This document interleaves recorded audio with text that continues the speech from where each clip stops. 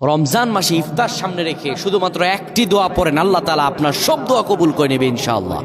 রমজান মাসে আপনি যদি ইফতার সামনে রেখে এই একটি দোয়া পড়তে পারেন, আল্লাহর কসম করে বলছি, আপনার কি সমস্যা, অসহায় অবস্থায় আছেন, রিজিকে বরকত নাই, চারিদিকে টেনশনে আপনার মাথা একদম বিকারগ্রস্ত, যেখানে ব্যবসা বাণিজ্য অচল হয়ে পড়েছে, খালি বিপদের পর বিপদ, আল্লাহ তাআলা রমজান আপনাকে দিয়েছেন বারাকা দেওয়ার জন্য।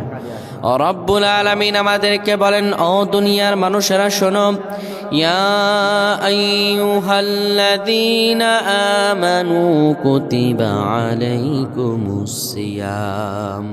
কামা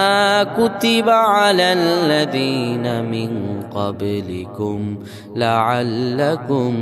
তাত্তাকুন। আল্লাহ রাব্বুল আলামিন বলেন, ও মানুষেরা, আমি তোমাদেরকে রমজান দিয়েছি, ইমানদারগণেরা তোমাদেরকে রোজা দিলাম, যেমনি ভাবে তোমাদের পূর্ববর্তীগণকেও দিয়েছি, লাআল্লাকুম